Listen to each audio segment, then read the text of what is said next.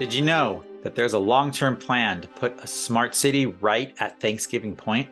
It's not the way we want to live. We want a car, a garage, and some space. We want low density. Cars gave her freedom. They gave her the ability to move. I appreciate the concerns of the youth. However, I like driving, and I think you guys do too. And I think if we asked you who between you and your spouse was going to give up their car and start walking the kids to school in the dead of winter, especially on a winter like last year, I think it wouldn't have such an appeal as on a wonderful, bright July day. Item 3.5, public hearing and recommendation of Stack and Gardner Companies' request for review of an amendment to the Thanksgiving Point area plan. This is a comprehensive update to all 800 acres of the Thanksgiving Point area, but is primarily focused around the 77.8 acres near the Front Runner station.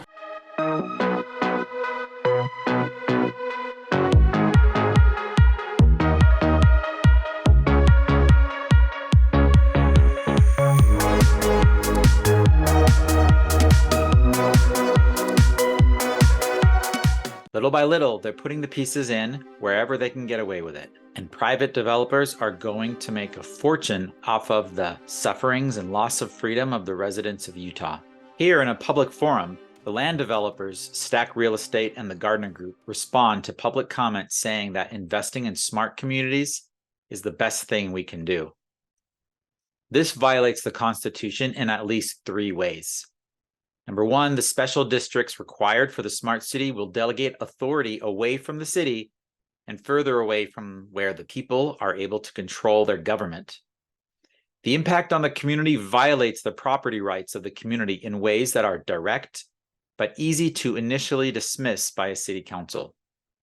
If the neighbors have to pay financially for infrastructure, sewer, higher crime, higher property taxes, water rationing, etc., then these builders are getting rich off of diving into the private pockets of the community using the power of government.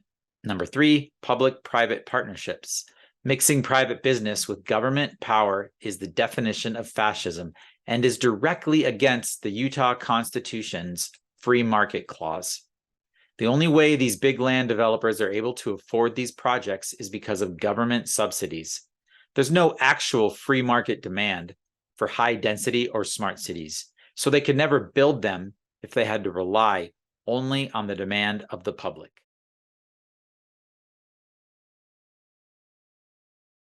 Check out what happened when Defending Utah and other good activists from Lehi approached the Planning Commission of Lehi with actual constitutional concerns, and stick around to the end when you see what the lawyer's official legal response was. Go ahead and open the public hearing. Are there members of the public who would like to comment on this item? And it's not the way we want to live. We want a car, a garage, and some space. We want low density. So on the face of this project, it does not meet the desires of quality living for us. For us, all of us. It doesn't meet the standard. I just wanted to bring something up that I feel like is being missed in general in planning. Not just in Lehi, but actually in a lot of places around the state. And so I think this is very important to bring up. It's not uncommon to find that city councilmen and commissioners understand they're limited in the things they do in these plans by things like LUDMA and the legislature that regulates what you guys can do. But it is more uncommon to know that even LUDMA itself is limited by the restraints placed upon it by the Constitution, so that when you guys are making a plan and considering how you're going to affect everyone's lives, there are limitations that are very important that I think are being missed. So I just want to list these and ask you to consider these. This area and many areas like this, they are being created with special districts that the legislature has created. Most recently, one called public infrastructure districts. There's a variety of these special districts, and these special districts have limitations constitutionally that are not being followed. Article 11, Section 7 of the state constitution says that they must be governed by the governing authority of the city. So as soon as someone says something like, we'll lose control of such and such, or that'll be out of our jurisdiction, we need to understand that that is fundamentally against our state constitution. which is a violation of the voice of the people that has authorized the authority that you're acting under. Also, Article 6, Section 28 prohibits delegating municipal authority to a third party. So what it means essentially is Lehigh City must always maintain control of the districts within its physical borders. This lets the people maintain control of those boundaries. That's how we fulfill the requirement to maintain a Republican form of government for the city. So that's very important. Another thing that is happening in these districts is the mixing of private interests. Okay, it is against the state constitution in Article 12, Section 20, and Article 22, Section 5 to mix private interests. People feel it's okay because you call them public-private partnerships. I appreciate the concerns of the youth. However, I like driving, and I think you guys do too. And I think if we asked you who between you and your spouse was going to give up their car and start walking the kids to school in the dead of winter, especially on a winter like last year, I think it wouldn't have such an appeal as on a wonderful, bright July day. And so Be me. that would be you. My wife would not give up her car. I appreciate. Neither would I. I've appreciated, raising my children in the West, like the first gentleman said, where we have a lot of space and my kids have been able to run around. I don't see the romance of stacking people, and I thought the irony of the PAC submitter of this was an interesting name. It could be a last name, but PAC and stack seems to not work. HB 22 and HB 77, which created the special districts last session, is a terrifying thing for city councils, and we've been trying to explain this to them. What is the difference between a local district and a special district? We have been looking at the legal definition between this. When I got a little nervous because I looked at this TOD, and you may call me a evidence-based conspiracy theorist, but it fits all of the parameters of a smart city. And if you don't know, the governor also doesn't know what a smart city is, but he held a luncheon on it. So I would highly recommend that you guys take the time, that an ounce of prevention is worth a pound of cure. And I don't care if you've had 40 meetings about this, 50 meetings, if Envision Utah sent them to come and do this, that you take your time to look at it. This could be a smart city. You could lose jurisdiction. You need to know what special districts are. The romance of high density, low income. The problem is low income never happens because the legislature does not want to put price controls, because it's fundamentally opposed to their economic system, which I appreciate, but they will do the high density. So then you're left with high density, high priced housing, which is what we have all around here. You guys are stuck in something, you are isolated like other cities, and you might not be able to see this. It's happening everywhere. I highly recommend looking for a different lobbyist if you belong to the league, and I have some that are starting up. They do not protect your interest. The number one thing cities come back to the legislature every year and say that they want is control over this exact commission that you're over, your own planning and zoning. And they lose every year, and they say, oh, we're so sorry, we lost again. I say wait and fight this, and we would help you do it. Don't do it just because you've already gone down the road so far. An ounce of prevention's worth a pound of cure. Thank you. Thank you. We've heard a lot about these theoretical residents that are going to come into this area. I, for one, don't find it plausible at all.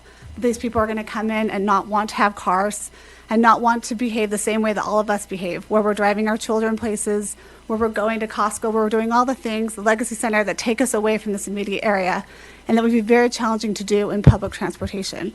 But what I would ask you is, instead of considering those hypothetical residents, is to spend more time considering the residents that you already have living in this area, and do what you should be doing to protect those interests. But I do not think these high density are going to be cheap places to live.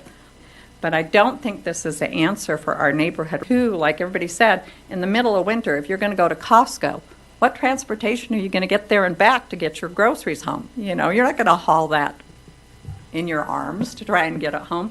So I think this is an unrealistic plan. I'm a realtor. I've sold homes for 35 years. There's lots of areas still to build and not cram them on the tracks and front runner lines. And this is not fair to stick this many homes near, we can't even get in and out of our neighborhood. It's so bad. And I know that this is all about money. It's not about giving people places to live. This is to make a lot of money. And I've spent hours and hours and hours studying these statistics, and it's nonsense. I did not build my home to live in an urban area. I wanted to live in a suburb. I do not want to have a downtown area like Salt Lake City. And let's face it, urban areas have high crime. Lots of crime, and our police officer can tell us that if you study the statistics, there's more police action going on in condos than there are in suburbs. And that's a fact.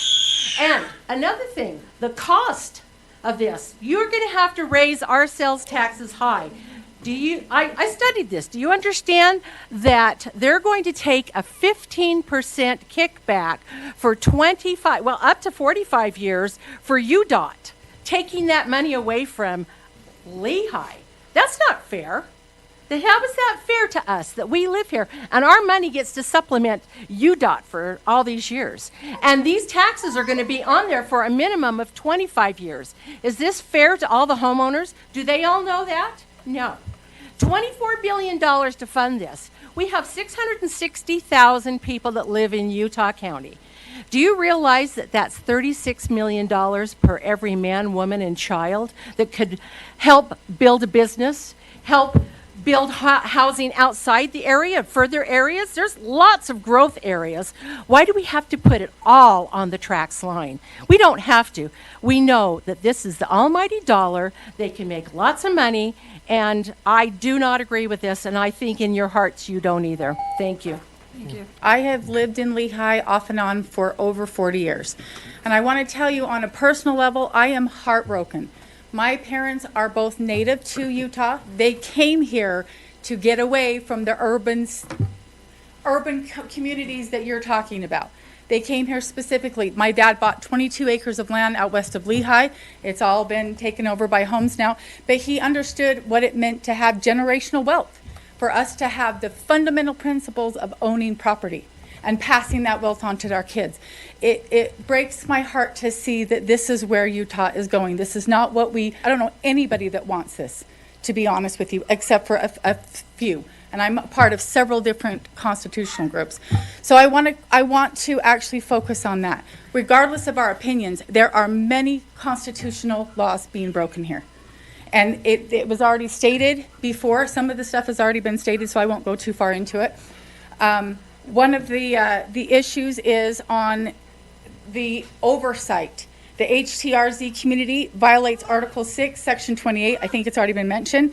The Utah State Constitution that says the legislator shall not delegate to any special commission any power to make, supervise, interfere with any municipality improvement or property. If you look at that list, where is the Lehi oversight? They're from all over the place. UDOT, the government, the state government, where is Lehi's oversight? This is a responsibility that we have. This is constitutional. And that really upsets me. As far as the money, she already mentioned that with Utah. It says 15%, but it's very open-ended where they could take more. The private-public partnerships are unconstitutional. Why are we allowing this to happen? This is our country. This is our state. This is where we live. Please uphold the Constitution. Please understand what that is. Read some of these bills that have already been shared. This is not who we are as a state. This is not who we are as citizens of Lehi. I'm here for many people that feel the same way. Please take the Constitution into consideration when you're looking at these things. It's not just about making money. And like she said, 36 million people or dollars per person here. That's not what we want. We want the Constitution upheld. I would think most of us want the Constitution upheld, both the Utah and the U.S. Constitution. Thank you. I've been in my neighborhood for 16 years, and I've worked in 5 different places, right? I don't move house as often as I move jobs. And so eventually I'm going to have to travel somewhere, and it's just not feasible to have a walkable area. Thank you. Can this high-density plan include a high-rise Costco? I think that would help. Growing up in the LA area, had to have a car. Car is what got you everywhere. My mother was raised in New York City, and she hated it. Cars gave her freedom. They gave her the ability to move. Traffic is a nightmare. This planning commission failed miserably when it allowed 350 multifamily units to be built south of 2100 North and between 2100 North and Main Street. Have you ever gone down 2100 at 5 o'clock in the afternoon? Because it's a parking lot. It took me over half an hour to go between two lights. Not all the way, just between two lights. Because people are not going to give up their cars. It's not happening.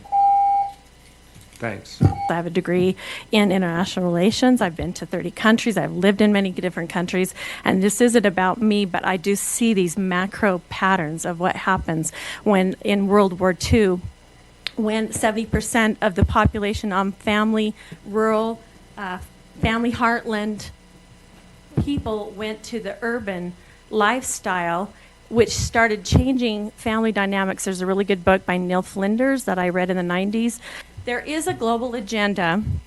I know someone that worked with one of the 13 families in Switzerland for the last 12 years has told me what this agenda is, and I've seen it myself play out when I was with the BYU folk dancers in North Korea and South Korea, and I heard the three things that they were going to do to undermine this constitution, which was going to be environmental issues, women's issues, and my mother was with President Carter on the national front of women's issues, and okay, all of that. I'm just saying I have a rich history in seeing these macro and micro things pulling, and Lehi is a linchpin right now between these valleys and what the agenda has been with the COVID money. Why did Utah get $105 billion and California, Texas, and Florida only got less?